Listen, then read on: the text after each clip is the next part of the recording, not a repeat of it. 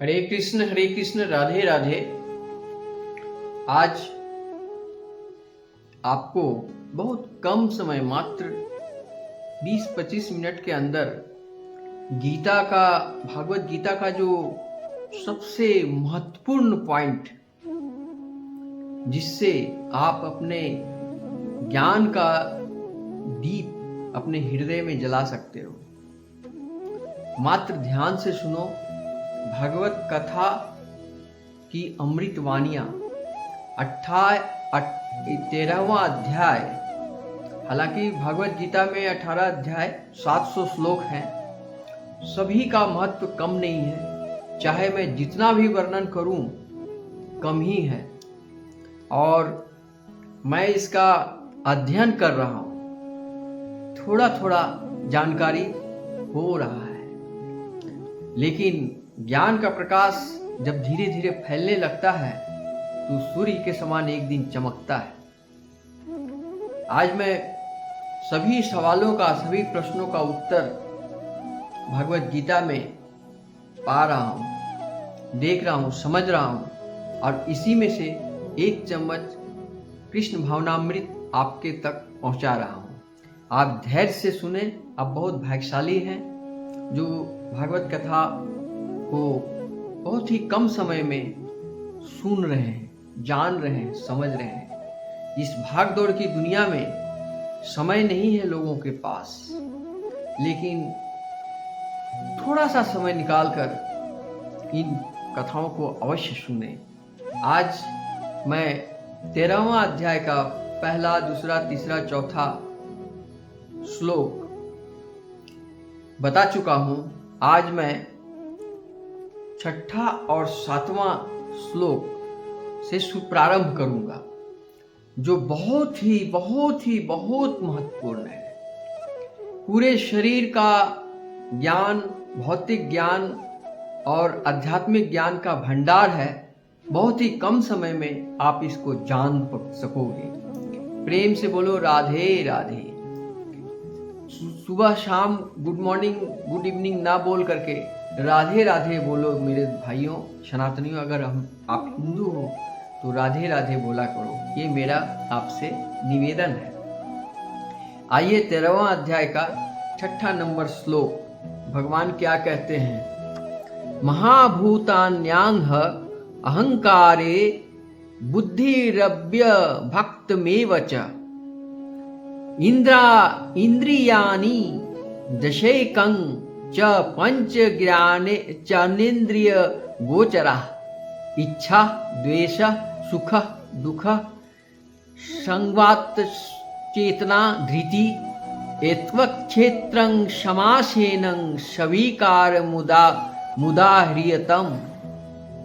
ये अध्याय 13 का 6 नंबर 6 एवं 7 था। इसका अर्थ क्या है, गौर से सुनिएगा, ध्यान से सुनिएगा।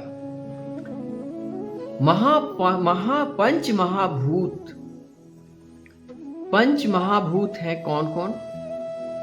अहंकार, बुद्धि, अव्यक्त, तीनों की अप्रकट अवस्था, 10 इंद्रियां तथा मन, 5 इंद्रिय विषय, इच्छा, द्वेष, सुख दुख, संघात, जीवन के लक्षण तथा धैर्य, इन सब को संक्षेप में कर्म का क्षेत्र तथा उसकी अंतः क्रियाएं विकार कहा जाता है। तात्पर्य महर्षियों, वैदिक सूक्तों, छांदस एवं वेदांत सूत्रों के प्रमाणित कथनों के आधार पर इस संसार के अवयवों को इस प्रकार समझा जा सकता है। पहले तो पृथ्वी, जल, अग्नि, वायु और आकाश, क्षितिजल पावक गगन, ये जो 5 महाभूत हैं। फिर अहंकार, बुद्धि, तीनों गुणों की आवश्यक अव्यक्त अवस्था होती है। इसके पश्चात 5 ज्ञानेंद्रियां हैं, नेत्र, कान, नाक, जीभ तथा त्वचा। ये त्वचा, ये फिर 5 कर्मेंद्रियां हैं। कर्मेंद्रियां क्या क्या है? 5 कर्मेंद्रियां हैं। वाणी, पांव, हाथ, गुदा तथा लिंग। यही 5 कर्म हैं, कर्मेंद्रियां हैं। कौन कौन? वाणी, पांव, हाथ, गुदा तथा लिंग। तब इन इंद्रियों के ऊपर मन होता है, जो भीतर रहने के कारण अंतः इंद्रिय कहा जा सकता है। इस प्रकार मन समेत कुल 11 इंद्रियां होती हैं। आप जानते होंगे 5 इंद्रिय, लेकिन नहीं, गीता के अनुसार 11 इंद्रियां होती है। फिर इन इंद्रियों के 5 विषय हैं। वो कौन कौन? पहला गंध, स्वाद, रूप, स्पर्श, ध्वनि। इस तरह इन 24 तत्वों का समूह कार्य क्षेत्र कहलाता है। यदि कोई इन 24 विषयों को विश्लेषण करे तो उसे कार्य क्षेत्र समझ में आ जाएगा। फिर इच्छा, द्वेष, सुख तथा दुख नामक अंतः क्रियाएं विकार हैं, जो स्थूल देह के 5 महाभूतों की अभिव्यक्ति है। चेतना तथा धैर्य द्वारा प्रदर्शित जीवन के लक्षण सूक्ष्म शरीर अर्थात मन, अहंकार तथा बुद्धि के प्राकट्य है। ये सूक्ष्म तत्व में भी कर्म क्षेत्र में सम्मिलित रहते हैं। 5 महाभूत अहंकार की स्थूल अभिव्यक्ति है, जो अहंकार की मूल अवस्था को ही प्रदर्शित करती है, जिसे भौतिकवादी बोध या तामस बुद्धि कहा जाता है। और ये आगे प्रकृति के तीनों गुणों को अप्रकट अवस्था की सूचक है। प्रकृति के अव्यक्त गुणों का प्रधान कहा जाता है। जो व्यक्ति इन 24 तत्वों को उनके विकारों समेत जानना चाहता है, उसे विस्तार से दर्शन का अध्ययन करना चाहिए। श्रीमद् भागवत गीता में केवल सारांश दिया गया है। शरीर की इन समस्त तत्वों की अभिव्यक्ति है। शरीर में 6 प्रकार के परिवर्तन होते हैं। ये मानव जीवन का जो शरीर है या तमाम शरीर हैं, जितने भी जीव हैं, उनके सभी शरीर में जो परिवर्तन होते हैं वो कौन कौन सा है? बचपन से लेके शिशु काल से, बाल्याकाल से लेके वृद्धावस्था तक, मृत्यु तक यह उत्पन्न होता है, बढ़ता है, टिकता है, संतान उत्पन्न करता है, तब वह क्षीण हो जाता है। जब जब इंसान संतान उत्पन्न करता है, उसकी ये क्षीण होते जाती है, अंत में समाप्त हो जाता है। अतएव क्षेत्र अस्थायी भौतिक वस्तु है, लेकिन क्षेत्र का ज्ञाता, क्षेत्रज्ञ इससे भिन्न है। अब आइए, इतना तो आप समझ गए। अब आइए अध्याय 13 का 8 नंबर श्लोक, 9 नंबर श्लोक, 10 नंबर श्लोक, 11 नंबर श्लोक एवं 12 नंबर श्लोक। आज मैं 12 नंबर श्लोक तक भागवत कथा पढ़ूंगा और आप तक समझाऊंगा। भागवत कथा का प्रेमी अगर हो, ध्यान से सुनो, समझ में आ जाएगी। क्या है?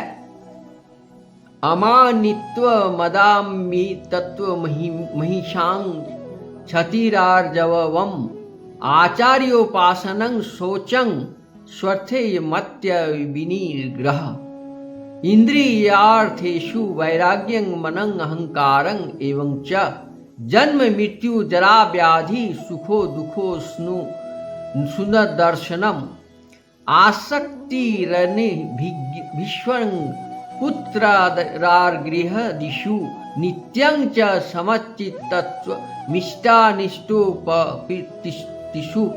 मयि चानन्य योगेन भक्तिर्भक्ति चारिणी, अर्थात विनम्रता, दंभहीनता, अहिंसा, सहिष्णुता, सरलता, प्रामाणिक गुरु के पास जाना, पवित्रता, स्थिरता, आत्मसंयम, इंद्रिय तृप्ति के विषय का परित्याग, अहंकार का अभाव, जन्म, मृत्यु, वृद्धावस्था तथा रोगों के दोषों की अनुभूति, वैराग्य, संतान, स्त्री तथा घर तथा अन्य वस्तुओं की ममता से मुक्ति, अच्छी बुद्धि, अच्छी या तथा बुरी घटनाओं के प्रति समभाव, मेरे प्रति निरंतर अनन्य भक्ति, एकांत स्थान में रहने की इच्छा, जन समूह से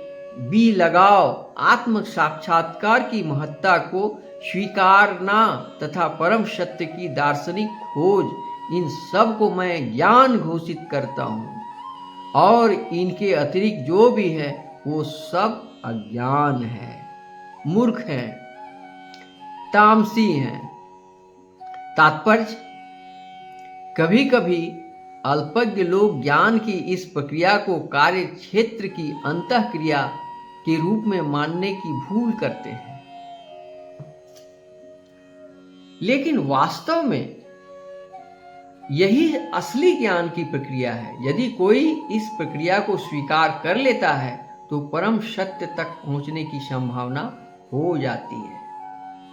यह इसके पूर्व बताए गए 24 तत्वों का विकार नहीं है, यह वास्तव में इन तत्वों के पास से बाहर निकलने का साधन है।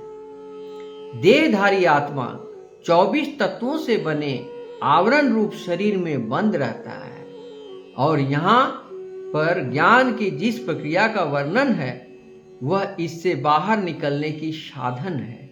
ज्ञान की प्रक्रिया में संपूर्ण वर्णन में से 11 श्लोक की प्रथम पंक्ति सर्वाधिक महत्वपूर्ण है। मयि चानन्य योगेन भक्तिर्व्यभिचारिणी। ज्ञान की प्रक्रिया का अवसान भगवान को अनंत भक्ति में होता है। अतएव यदि कोई भगवान की दिव्य सेवा को नहीं प्राप्त कर पाता या प्राप्त करने में असमर्थ है तो शेष 19 बातें व्यर्थ हैं। लेकिन यदि कोई पूर्ण कृष्ण भावना से कृष्ण भावना से भक्ति ग्रहण करता है तो उसे मुक्ति मिलती है, तो अन्य 19 बातें उसके अंदर स्वयं में विकसित हो जाता है। जैसा कि श्रीमद् भागवत में 5.18.12 में कहा गया है, यस्यस्ति भक्तिर्भर्गवत्य किंचना सर्वगुणैस्तत्र समाशते सुरा। जिसने भक्ति की अवस्था प्राप्त कर ली है उसमें ज्ञान के सारे गुण विकसित हो जाते हैं। जैसे कि 18वें श्लोक में उल्लेख हुआ है, गुरु ग्रहण करने का सिद्धांत अनिवार्य है। इसीलिए मैं प्रत्येक वीडियो कंटेंट में कहता हूँ कि सत्संगत और गुरु के बिना भक्ति का ज्ञान, भक्ति मार्ग आप नहीं कर सकते हैं। जब भी आपको ज्ञान मिलेगी किसी ऐसे संत जो सात्विक हो, जो सच्चे हों, उनके मुखारबिंद से जो अमृत वाणियाँ निकलती है, भागवत कथा निकलती है, वो श्रवण करने से, चिंतन करने से, मनन करने से भक्ति मार्ग आसानी से मिल जाएंगे। भगवान श्री कृष्ण यहाँ पर स्पष्ट कहते हैं कि ज्ञान की यह प्रक्रिया ही वास्तविक मार्ग है। इससे परे जो भी विचार किया जाता है व्यर्थ होता है। यहाँ पर ज्ञान की जो रूपरेखा प्रस्तुत की गई है उसका निम्नलिखित प्रकार से विश्लेषण किया जा सकता है। विनम्रता का अर्थ है कि मनुष्य को अन्यों को सम्मान पाने के लिए इच्छुक नहीं रहना चाहिए, कुछ भी उम्मीद नहीं करना चाहिए। सम्मान मिले न मिले इसकी कोई परवाह नहीं रखना चाहिए। हम देहात्म बुद्धि के कारण अन्यों के सम्मान पाने के भूखे रहते हैं। हर कोई चाहता है कि मुझे कोई सम्मान करे, जस करे, प्रशंसा करे, इसके भूखे रहते हैं। लेकिन पूर्व ज्ञान से युक्त व्यक्ति को दृष्टि में जो यह जानता है कि वह शरीर नहीं है, इस शरीर से संबंध कोई भी वस्तु, सम्मान या अपमान व्यर्थ है। इस प्रकार का सम्मान या अपमान सब व्यर्थ है, क्योंकि मैं शरीर नहीं हूं, मैं आत्मा हूं। इस भौतिक छल के पीछे पीछे दौड़ने से कोई लाभ नहीं है। लोग अपने धर्म के में प्रसिद्धि चाहते हैं। हर कोई चाहता है कि मैं प्रसिद्ध हो जाऊं, महान हो जाऊं, लेकिन ये सब व्यर्थ है। अतएव यह देखा गया है कि कोई व्यक्ति धर्म के सिद्धांत को जाने बिना ही ऐसे समुदाय में सम्मिलित हो जाता है जो वास्तव में धार्मिक सिद्धांतों का पालन नहीं करता और इस तरह धार्मिक गुरु के रूप में अपना प्रचार करना चाहता है।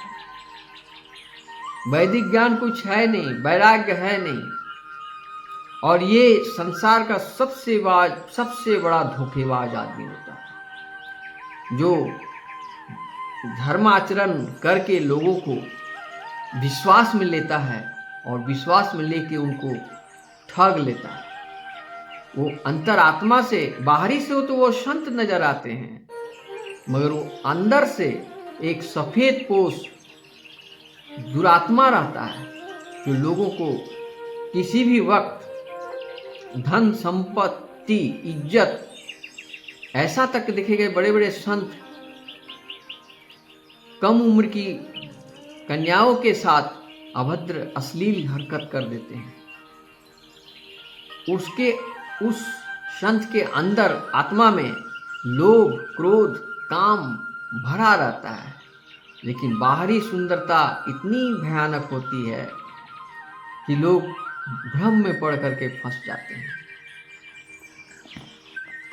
जैसे मैं जो वीडियो कंटेंट कर रहा हूँ, वीडियो मैं आप तक पहुँचा रहा हूँ, इसमें कोई आकर्षण नहीं है, कोई दिखावा नहीं है, कोई स्वार्थ नहीं है। ये शुद्ध है, सच्चा है।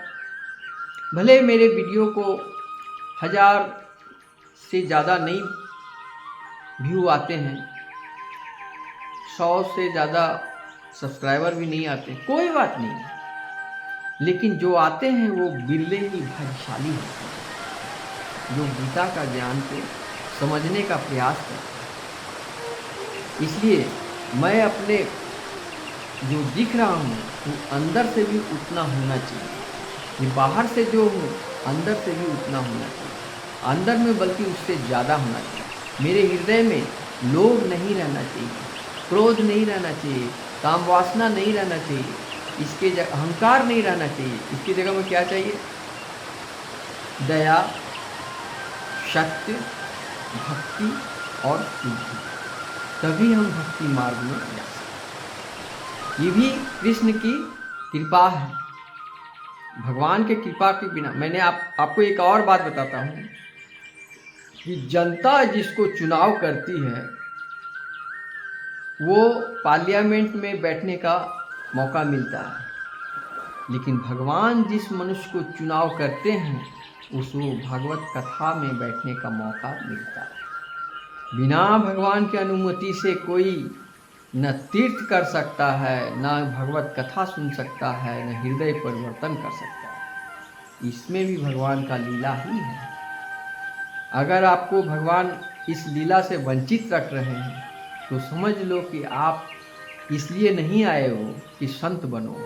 आपका कर्तव्य है पाप आचरण करना, दुष्कर्म करना और तामसिक विचारों में रहना, और इसके लिए जितना दिन आपको सजा काटना है, भुगतना है, दुख भोगना है, मानसिक तनाव में जाना है, अपनी जिंदगी को दुखमय जीवन बिताना है, रोग से ग्रसित रहना है, कर्जे से भरे हुए रहेंगे, घर में सुख शांति नहीं, आमदनी जितना उससे ज़्यादा खर्च हो जाएंगे, बच्चे पत्नी परिवार सब बिखर जाएंगे। इस तरह से जो होते हैं उसमें भगवान आपको किसी न किसी प्रकार से दंडित करने का रास्ता आपको दिए हुए हैं। जिस दिन आपका पाप कर्म समाप्त हो जाएगा उस दिन फिर आपको ज्ञान चक्षु खुल जाएगी और आप भगवत कथा ज्ञान लेने लगोगे। भगवान की कृपा से आपके हृदय परिवर्तन हो जाएगा। फिर आपके हृदय में जो आईना है, उस आईने में जो मोटी तरह का जो धूल बैठा हुआ है, वो ज्ञान कृष्ण भावनामृत ज्ञान गंगा से धूल करके साफ हो जाएगी और साक्षात भगवान का दर्शन पाने लगेंगे और भगवत ज्ञान, भगवत प्रेम, परम आनंद का सुख मिलने लगेगा। लेकिन उसके लिए क्या चाहिए? यदि आपकी आत्मा का टाइटल सतोगुनी है तब ये संभव है। लेकिन अगर रजोगुनी है, आपका आत्मा का टाइटल रजोगुनी है, तो आपका वीडियो सिर्फ रजोगुनी में दौड़ता रहेगा। अगर आपकी आत्मा का टाइटल तमोगुनी है तो आप सिर्फ नॉन वेज और पाप आचरण, आलस्य, निद्रा, टीवी, मोबाइल में खोए रहेंगे, जिससे आप भक्ति मार्ग में कभी जा ही नहीं सकते हैं। आपका उस तरफ मन जाएगा ही नहीं। यदि कोई सुनाना चाहेगा तो आप वहाँ से उठकर भाग जाओगे, उस जगह पर आप ठहर नहीं सकते। उनकी बात को एक भी शब्द, भगवान का नाम भी आपके मुंह पर, जुबान पर कभी एक बार भी नहीं आ सकती। कहा गया कि एक बार श्री राम का नाम ले लो दिल से, सारे भवसागर पार, सारे दुख दूर। इतने परम नाम है इस नाम में। एक बार राधा नाम ले लो, सारे दुख, सारे मैल मिट जाएंगे। लेकिन वो जो पापी होते हैं, वो सर काट दो 10 बार, लेकिन वो राधा नाम ले नहीं सकता है, राम नाम ले नहीं सकता, कृष्ण नाम भजन नहीं कर सकता। भागवत कथा जो मैं बता रहा हूँ, ऐसे बहुत सारे लोग बता रहे हैं, बड़े बड़े पंडित लोग भी बता रहे हैं। उस कथा श्रवण में उनका कोई रुचि नहीं रहेगा, ना ही वो प्रसाद खाएंगे। भगवान का प्रसाद भी उनको दो तो वो ठुकरा देते हैं, बोले नहीं हमको ये सब नहीं चाहिए, वो नहीं खाएंगे। क्योंकि प्रसाद खाने से भी उसको मुक्ति मिल जाएगी, लेकिन वो जिस रास्ते से, जिन जिन रास्ते से मुक्ति है, भक्ति है, वो सारे रास्ते उसके लिए बंद पड़े रहते हैं, जो तामसिक है। जो तामसिक इसलिए है कि भगवान उसको कष्ट में रखने का ड्यूटी दिए हैं, और जिस दिन भगवान चाहेंगे उसके अंदर में हृदय परिवर्तन का ज्ञान दीप जल जाएगा। यही गीता का मूल रहस्य है। आइए कथा का। लोग अपने धर्म में प्रसिद्धि पाना चाहते हैं, अतएव यह देखा गया कि कोई व्यक्ति धर्म के सिद्धांतों को जाने बिना समुदाय में सम्मिलित हो जाता है जो वास्तव में धार्मिक सिद्धांतों का पालन नहीं करता। इस तरह धार्मिक गुरु के रूप में अपना प्रचार करना चाहता है। जहाँ तक आध्यात्मिक ज्ञान में वास्तविक प्रगति की बात है, मनुष्य को चाहिए कि वह अपनी परीक्षा करे, वह कहाँ पर उन्नति कर रहा है, वह इन बातों को द्वारा अपनी परीक्षा कर सकता है। अहिंसा का सामान्य अर्थ वध न करना, किसी का जान नहीं लेना, निर्दयी नहीं बनना, यही है अहिंसा परमो धर्म। लेकिन अहिंसा का वास्तविक अर्थ है अन्य को विपत्ति में न डालना। देहात्म बुद्धि के कारण सामान्य लोग अज्ञान द्वारा ग्रस्त रहते हैं और निरंतर भौतिक कष्ट भोगते रहते हैं। अतएव जब कोई लोगों की आध्यात्मिक ज्ञान की ओर ऊपर नहीं उठाता, तब वह हिंसा का अभ्यास करता रहता है। व्यक्ति को लोगों में वास्तविक ज्ञान विपरीत करने का भरसक प्रयास करना चाहिए, जिससे वो प्रबुद्ध हो और भव बंधन से छूट सके। यही अहिंसा है। अहिंसा का बहुत सुंदर अर्थ बताया है गीता में। अहिंसा का मतलब ये नहीं कि सिर्फ वध नहीं करना। ये एक और बात कह रही है गीता में कि अहिंसा का मतलब ये है कि अगर आपके नज़र में कोई व्यक्ति अज्ञान है, मूर्ख है, और वो नरक की ओर जा रहा है, तामस की ओर जा रहा है, जहाँ से उसे नरक मिलेगी, मुक्ति नहीं मिलेगी, और आपको ये समझ में आया है, तो उसको एक बार अवश्य उसको नॉक करें, उसको सतपथ पर आने के लिए एक बार अवश्य कहें। अगर वो सुन लेता है तो उसकी मर्जी, अगर नहीं सुनता है तो उसकी मर्जी, लेकिन आप अपना कर्तव्य से पीछे नहीं रहें। यही अहिंसा का मूल उद्देश्य कह रहा है गीता में कि अगर आपके सामने कोई पाप हो रहा है तो उसको आप सहे नहीं, उसका आप विरोध करें, भरसक विरोध करें, और अन्यथा वहां से आप हट जाएं। एक बार अवश्य विरोध करने के बाद वहां से हट जाएं, ताकि आपको कोई दोषी न हो। लेकिन आप 100 मूर्खों के पास अपनी बुद्धिमानी से उनको भ्रमित कर रहे हैं और आप धन कमा रहे हैं। आप मधुर वाणी बोल बोल के उनसे पैसे ले रहे हैं, वस्त्र ले रहे हैं, पैसे धन ले रहे हैं, चढ़ावा ले रहे हैं। तो आप में भी वही हुआ जो उन लोग, उनसे ज़्यादा पापी, उनसे बड़ा पापी तो आप हैं जो धर्म आचरण के नाम पर लोगों को ठग रहे हैं। ये अहिंसा नहीं है, ये पूरी तरह से हिंसा है। निस्वार्थ की भावना से आप शिक्षा दें लोगों को। किसी प्रकार के पाने की उम्मीद से कोई काम न करें। यही है गीता का उद्देश्य। आइए, सहिष्णुता का अर्थ क्या है? मनुष्य अपने द्वारा किए गए अपमान तथा तिरस्कार को सहे। जो आध्यात्मिक ज्ञान की उन्नति करने में लगा है, उन्हें अन्य के तिरस्कार तथा अपमान सहने पड़ते हैं। ऐसा इसलिए होता है क्योंकि यह भौतिक स्वभाव है। यहाँ तक कि बालक प्रहलाद को भी, जो 5 वर्ष के थे और जो आध्यात्मिक ज्ञान के अनुशीलन में लगे थे, संकट का सामना करना पड़ा था। बहुत सारा संकट आएगा आपके हृदय, आपके पास, लेकिन आप उससे विचलित नहीं होना। जब उनका पिता उनकी भक्ति का विरोधी बन गया, उनके पिता ने उन्हें मारने का अनेक प्रयत्न किए, किंतु प्रहलाद ने सहन कर लिया। ये सहन करना चाहिए। अतएव आध्यात्मिक ज्ञान की उन्नति करते हुए अनेक अवरोध आ सकते हैं, लेकिन हमें सहिष्णु बनकर संकल्प पूर्वक प्रगति करते रहना चाहिए। तो आज की कथा में गीता का पाठ पढ़ा, जिसमें अहिंसा, सहिष्णु, 2 शब्द का अर्थ। इंद्रियों का 24 इंद्रियां हैं, कर्मेंद्रियां, ज्ञानेंद्रियां, सब अलग अलग है, सबके बारे में बताया। और आपको अगर विशेष जानकारी हो तो मेरे कमेंट बॉक्स में प्रश्न करेंगे, मैं आपको लाइव में आकर आपको इसका समाधान बताऊंगा। लेकिन आपको समय के अनुसार हमको समय देना होगा जी। आप यदि कहेंगे कि दिन के 12 बजे से लाइव आकर मुझे इस बात का स्पष्ट करें, मेरे सवालों का जवाब दें, तो आप आ सकते हैं। आज ही मैं 12 बजे लाइव आने वाला हूं और आप उसमें कोई भी सवाल आपके हृदय में है, आप पूछ सकते हैं। तो इस प्रकार गीता का जो मूल उद्देश्य है, गीता का जो रहस्य है, गीता का जो सार है, वो ये है। ये जो हृदय में जो मन है, वो इंद्रियों के अधीन है। अगर इंद्रियों के अधीन मन है तो यही मन आपका शत्रु है।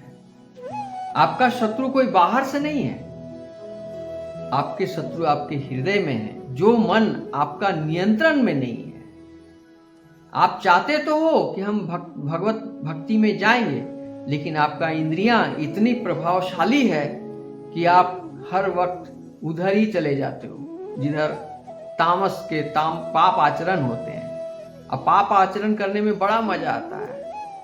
मांसाहारी को मांस खाने में मजा आता है, शराबी को शराब पीने में मजा आता है, गंजेड़ी लोग को गांजा पीने में मजा आता है, जुआरी लोग को जुआ खेलने में मजा आता है। इस तरह मजा तो बहुत आता है, लेकिन जब आप तामसिक विचार को छोड़कर सतोगुण में आएंगे तो भगवत कथा का आनंद भी आपको बहुत मजा देगी। और सतपथ अहिंसा परमो धर्म के मार्ग में जब आएंगे तो आपको बहुत मजा देगी। जब लोगों का आपसे कुछ ज्ञान मिलेगा और वो ज्ञान होकर सुखी होते हुए देखेंगे तो आपको बहुत आनंद आएगा। जब भगवान का पूजन आरती में आप लगोगे, नित्य करोगे, हरे कृष्ण कृष्ण कृष्ण हरे हरे, हरे राम राम राम हरे हरे का नित्य हरि संकीर्तन के साथ नित्य करोगे तो भी बहुत आनंद आएगा। इसलिए भगवान आनंद तीनों को दिए हैं। सतोगुणी लोग भी आनंदित रहते हैं अपने भक्ति मार्ग में, रजोगुणी आनंद रहते हैं अपने राजपाठ के आनंद में, नर्तकी को नाच नचा के आनंद रहते हैं, धन कमा के धन का सदुपयोग करके दुरुपयोग करके आनंद रहते हैं। राजा जो रजोगुण वाले होते हैं वो पाप भी करते हैं, पुण्य भी करते हैं, इस तरह उनका चलता रहता है। लेकिन तमोगुणी लोग सिर्फ पाप ही पाप करते हैं, वो पुण्य का काम नहीं कर सकते हैं। इसलिए वो तमोगुण वाले को भी भगवान उतना ही आनंद दिए हैं। तो यानी परम आनंद हर जगह छाए हुए वही परम आनंद श्री कृष्ण गिरधर गोपाल ही हैं। वो श्री कृष्ण स्पष्ट रूप से कह चुके हैं कि सतोगुण, रजोगुण और तमोगुण में मैं ही हूँ और सारा खेल जगत का मैं ही हूँ, मारने वाला मैं ही हूँ, मरने वाला मैं ही हूँ। गीता में, महाभारत में जब गांधारी ने उनको श्राप दिया तो उनको श्री कृष्ण जवाब दिए थे कि माते, आपका श्राप जो दिए हैं व्याधा के रूप में मृत्यु का, वो मुझे सहस्त्र स्वीकार है, क्योंकि मेरा यही प्रारब्ध में है, इसलिए आपने ये श्राप दिया है। लेकिन आप ये ध्यान से देखें कि आपका पुत्र कोई मरा नहीं, सब जीवित है, सारा दुनिया जीवित है। मारने वाला मैं ही था और मरने वाला मैं ही था, मैं ही मरा हूँ, मुझे ही चोट लगी है, तीर चलाने वाला मैं ही था और तीर लगने वाला, धराशायी होकर मैदान में गिरने वाले मैं ही था। यानी उस शरीर के अंदर जो आत्मा थी उसमें मैं था, हर एक जीव में मैं ही हूँ, ये स्पष्ट कह रहा है। यही गीता का मार्गदर्शन है और शीशे की तरह चमकता हुआ आईना है, जिसमें स्पष्ट रूप से सारी बात स्पष्ट हो जाती है। बस आपका हृदय में एक बार ये इच्छा हो जाए कि भगवत गीता का अध्ययन करें, रामचरितमानस का अध्ययन करें। रामचरितमानस का अध्ययन करने से भक्ति मिलती है और गीता का अध्ययन करने से मुक्ति मिलती है, जिंदगी का मुक्ति मिलती है। इतना कीमती चीज फ्री में हमको भगवान दे चुके हैं, ये रहस्यमय कथा दे चुके हैं, इस कलियुग में ये हमें प्राप्त है। इससे बड़ा सौभाग्य और क्या है मेरे भाइयों, मेरे सनातनियों। आओ दिल से लगा लो भागवत गीता को, बोलो प्रेम से वृंदावन बिहारी लाल की जय। हरे कृष्ण कृष्ण कृष्ण हरे हरे, हरे राम राम राम हरे हरे। आइए हम सनातनी भाइयों को आप जो पसंद करते हो लाइक करें, कमेंट करें राधे राधे, और सब्सक्राइब भी करें ताकि अन्य कथा जो मैं 13वां अध्याय का कल जो अगला श्लोक है वो मैं कल आपका सुनाऊंगा, बताऊंगा, आप उसमें भी फ्री में आप पा सकते हो। राधे राधे।